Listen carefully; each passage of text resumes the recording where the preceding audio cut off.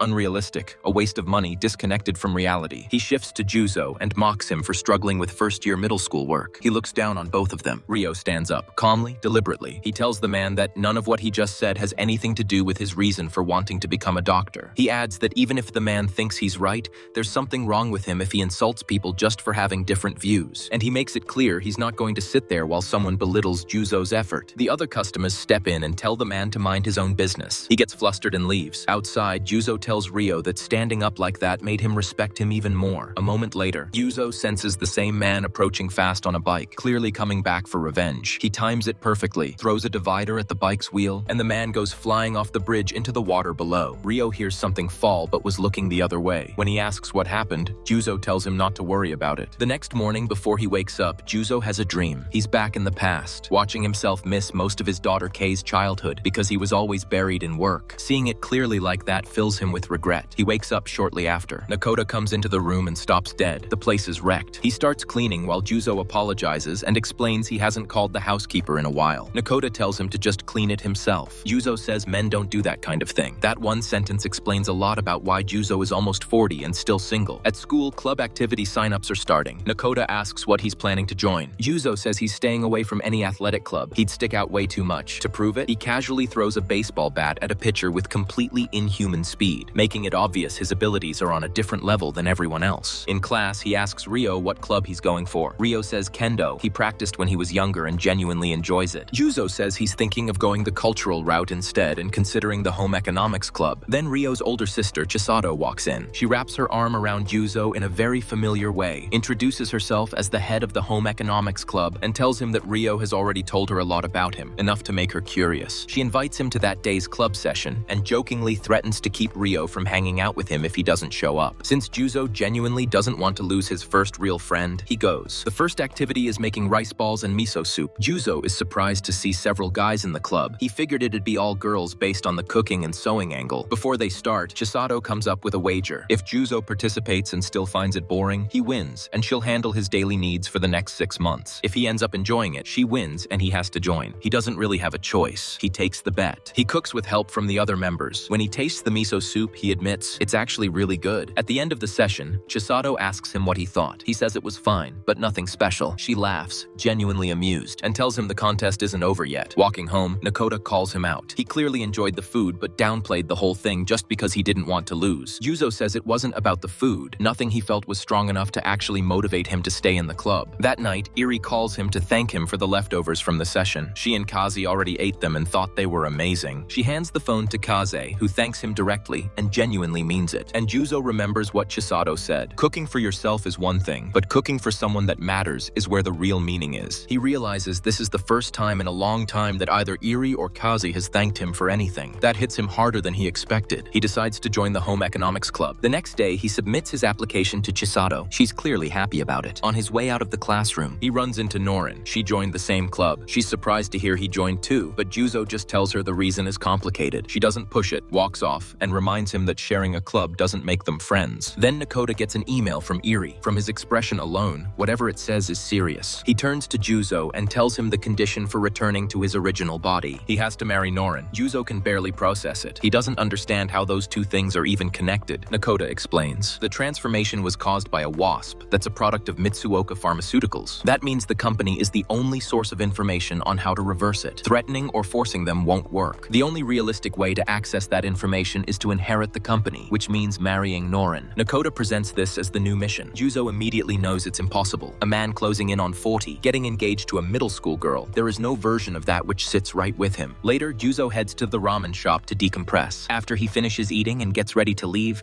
Norin ends her shift at the same time, and they end up walking home together. She vents about her dad. He's almost never home, but Juzo is only half listening. He's got an English quiz the next day, and his brain is already somewhere else. Norin notices and starts scolding him for tuning her out. But after a while, her frustration softens into laughter. She admits that this kind of back and forth, pointless, honest, a little stupid, is actually exactly the kind of thing she's always wanted to have with someone. She quickly adds that she's not saying Juzo is that someone, just saying. The next day during club, Juzo is fired up to cook something actually good. He looks around and immediately notices the club is packed with new faces. A lot of new faces. It turns out a large number of students signed up specifically because they heard Norin had joined. The boys start swarming her instantly. Norin's done. She walks straight over to Juzo, puts on the most confident voice she can manage, and announces to the entire room Juzo is her boyfriend. Complete silence. Juzo is just as shocked as everyone else. That's for today. Subscribe so you don't miss the next part.